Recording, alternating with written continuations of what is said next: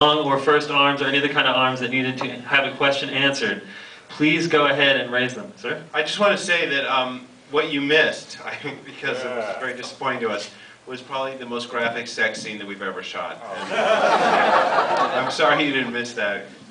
He just wrote that in the bathroom. That's good, though. It was great and a great death. So hopefully you go see the movie again. They missed the sex scene and the death. What are you talking about? Is there really a sex scene and death scene? Yeah, it was the most graphic death actually in the movie. It wasn't just the sex of a knife going into a face? No, it was much worse than that. So I'm sad that you guys missed that. But now they may all buy a ticket to see the movie again in the future. So that whole plan that we set up about making that part not work went off perfectly. Okay, so just kidding. Blame God. Okay, who's got the first hand?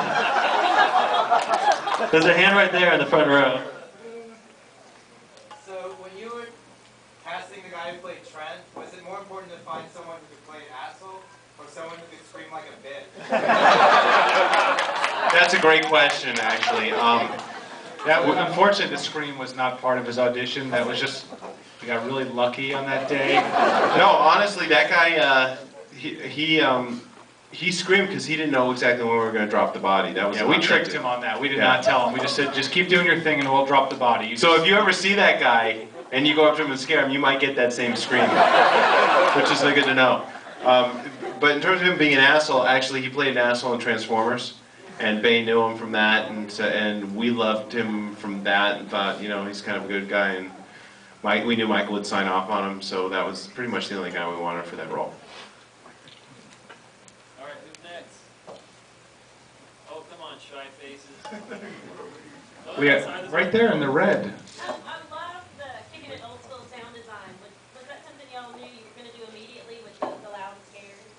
No, a lot of that happened on the sound mix. I think the composer wrote a lot more music than we used, and when we got on the stage, we started pulling music out and going really quiet, like especially when they hide under the canoes.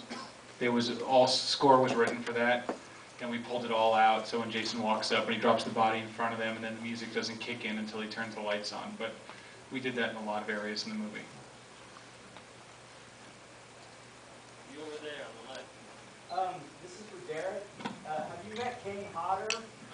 And is he cool to you? I did. I met him at a convention, and he beat my ass. No, he's always. I did meet him at a convention, and he was really, really cool. At first, he's a little standoffish, but once we started talking, he welcomed me with open arms, and we talked a little bit about the character, and he asked me questions about the film, and it was really an honor to meet him. So it was cool. But I might be mistaken, but I think Derek's the best Jason Voorhees there's ever been, right? I mean, right? Kane did a nice job, but he was phenomenal. He's taller. Are you the tallest Jason that you've met? Actually, Kirstinger and I are the same height. We're Ken Kirstinger. We're both 6'5", and then I met CJ Graham. And he's 6'4", so yeah, it was a tie. All right, there's a couple on the back. Okay. And Long Arm is back. We got There's one back there. Did you intend to associate smoking marijuana with bloody murder? And if so, why?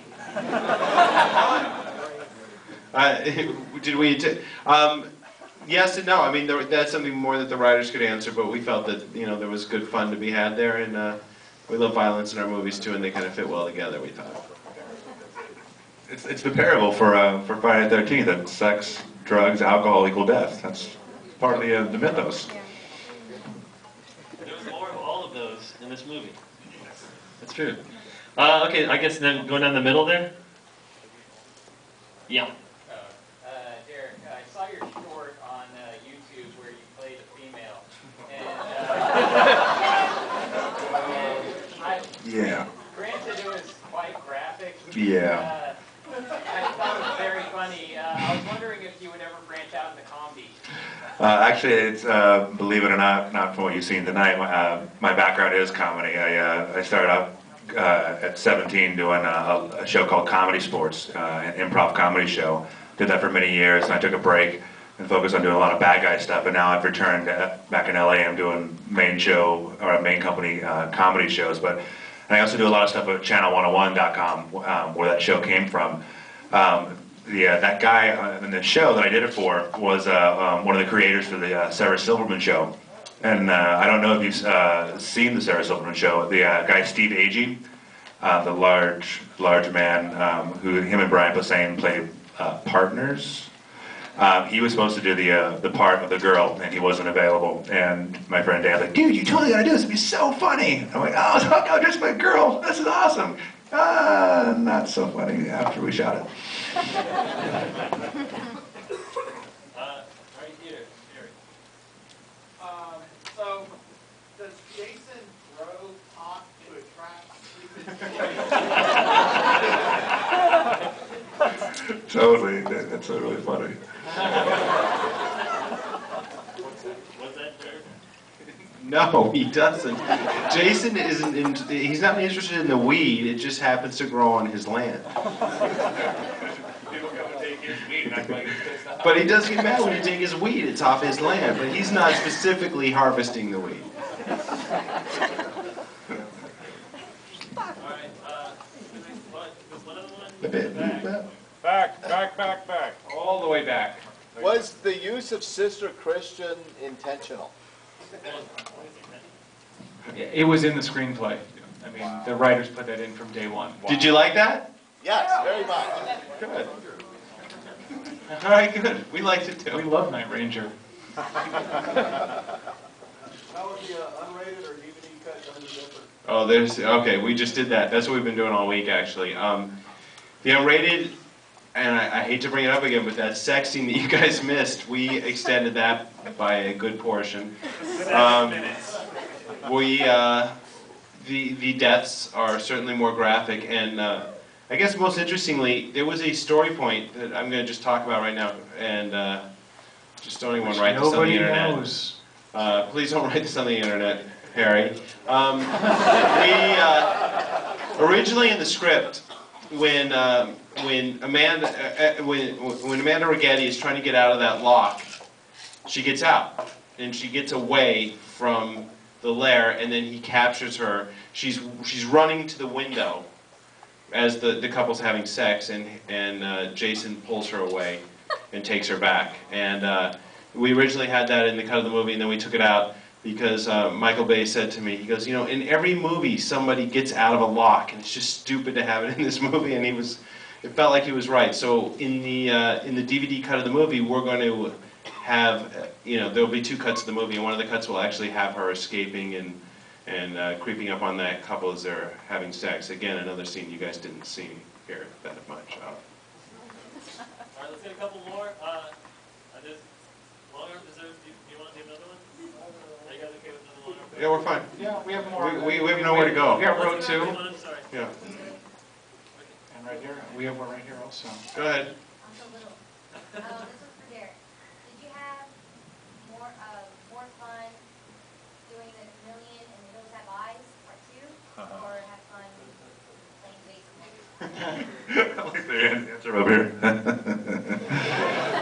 A lot more fun playing Jason. It was, yeah, by far, it was great. We shot Hills Have Eyes 2 in Morocco in the middle of the summer, and I lost like 15 pounds from like vomiting. So yeah, it was a lot more fun. Yeah, and a lot of makeup. Oh, get out of town. The cast, it's so weird. Like, I mean, I've been acting for 11 years, and I've never worked with a cast where I've been so close to. We all genuinely like each other as people, and we still hang out to this day. We'll call and like, hey, we're going to go out to so-and-so's, and everyone will show up, and I think, hopefully, I mean, the chemistry translates to film, but it was just so much fun. And a lot of the lines that you see, the guys goofing around, like Sadowski doing the guy who's played Wade doing the Aquafina line, that's just them goofing around, improvising. And it was nice that the producers let the reins